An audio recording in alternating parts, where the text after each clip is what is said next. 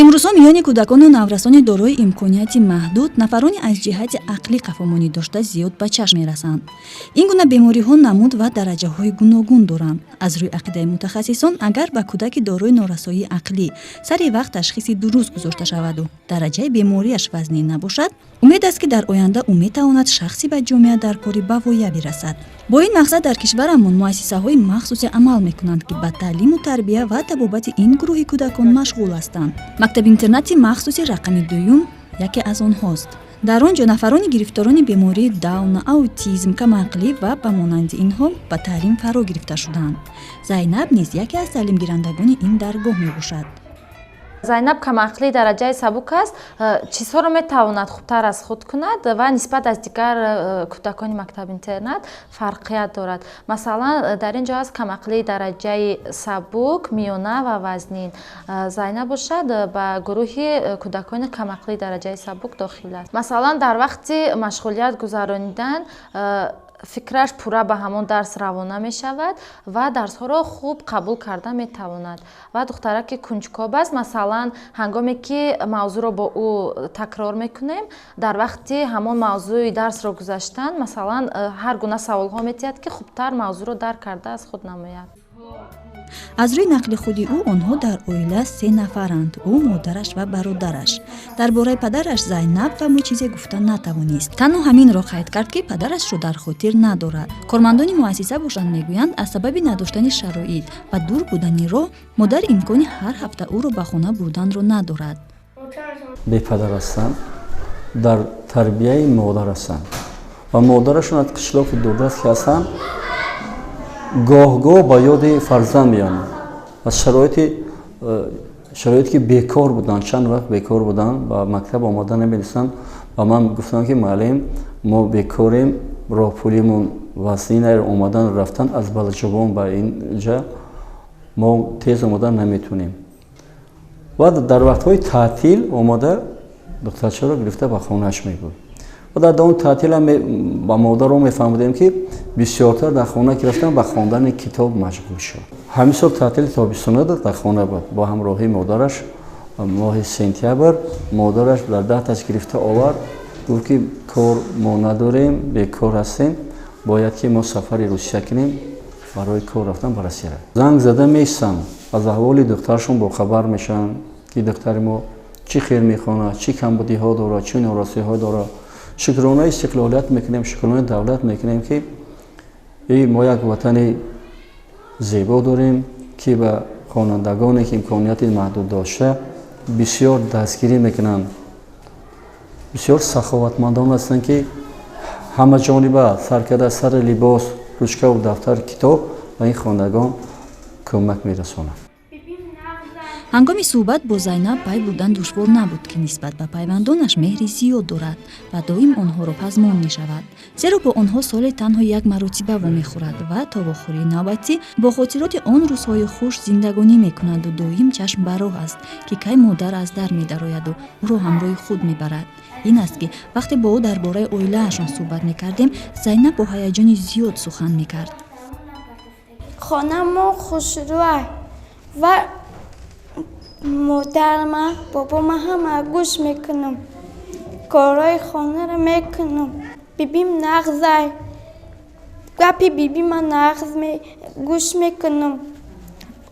чи хӯрокашона чи худам мекунам. ҷи тавре қайд намудем, Зайнаб камақлии дараҷаи сабук дорад ва то ба ин ҷо омадан дар хонаи кӯдакон тарбия гирифта буд.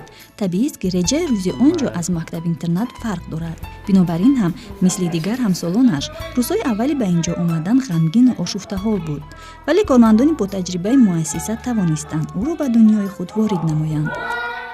мо аз боғчаи кӯдакона омадем ва маълимаи гуландон бобоева қабул кард. моро дарс медод, китобхониро ёд медод, навиштанҳоям ёд медод.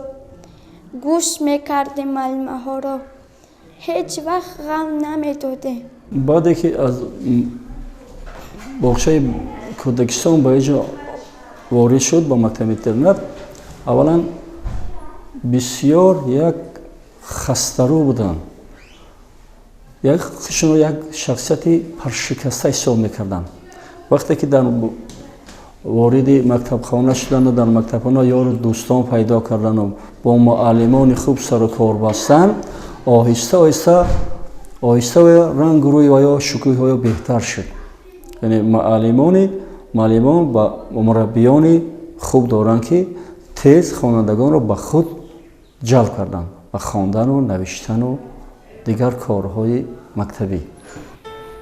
чӣ тавре гуфтем, Зайнаб аз модар бо ҷисми носолим, аниқтараш бо ташхиси камақлии дараҷаи сабук ба дунё омада буду. аз сабаби набудани шароит модар натавонистааст сари вақт фарзандашро ба табобат фаро гирад. шояд аз ҳамин сабаб бошад ки дар инкишофёбии нутқ низ Зайнаб аз дигар ҳамсолонаш фарқ дошт. طول 3 سال می شود که با برات و زینب کار و فعالیت کرده استادم. در طول 3 سال در زینب دیگرگونی ها دیده می شود. مثلا نطقش نظر از سالهای پیشینه برو و روشن‌تر است. اول وقتی که با زینب کار و فعالیت کردیم، در آن روزهای اول زینب خوب کلمه و جمله هایی که جمله های مرکب بودند خوب تلفظ کردن نمی توانست و در وقت جمله های مرکب با مشکلی دچار می شد.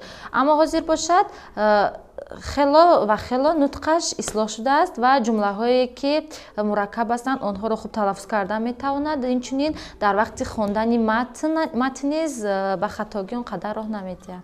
ما از عیانیت ها باز از همون هست، مثلا موضوع وابسته به چیزی که باشد ما با همون موضوع را با زینب کار میکنیم. مثلا آیله من، امروز وقتی که آیله من را با او میگذاریم، او باید که درباره آیله خود نقل کرده تواند در آیله آنها چند نفر هستند، همیشه با همین راه ها میتواند که نطقش انکشاف یابد.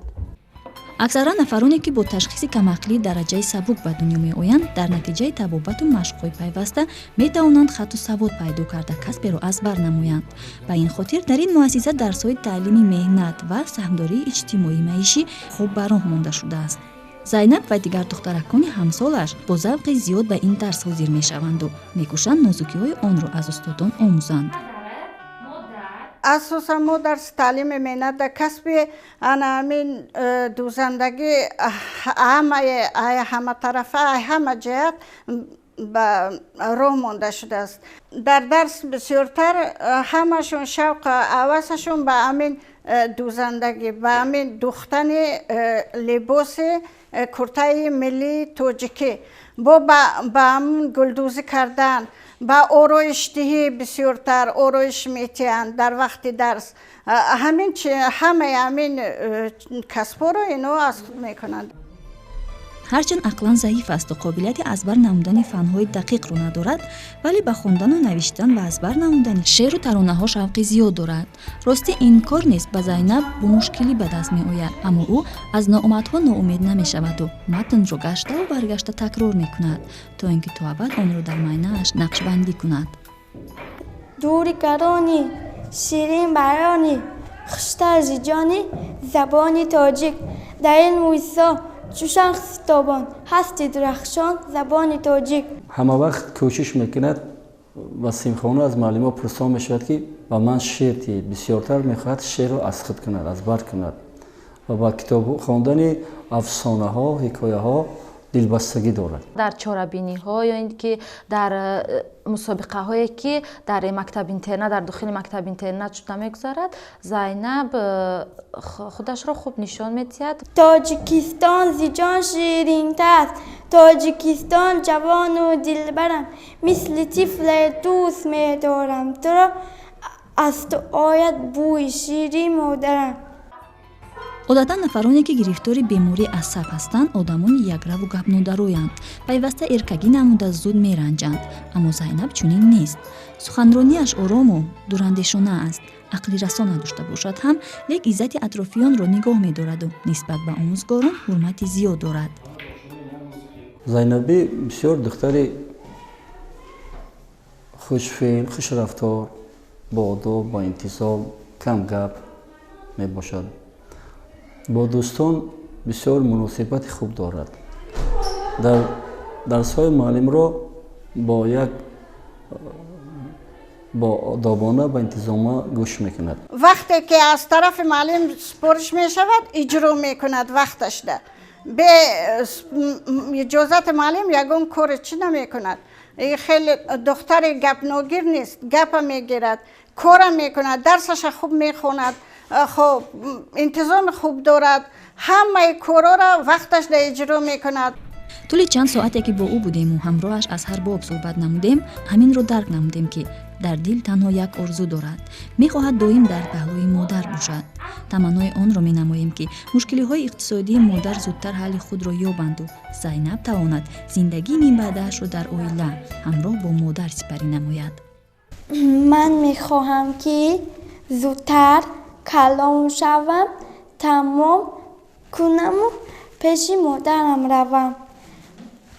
مادرم به من میگفت، دخترم میگفت دختر جان چی بیادبی نکن گفت و مرا هر روز میبرد چی کارهای خانه را میکردم، کلپچه ها را جمع میکردم، دسترخوان میپرتافتیم، چای میخوردیم، خوراک میخوردیم. تیزتر کلان شوم و پیش مادرم روم، زندگی را دوام دهم.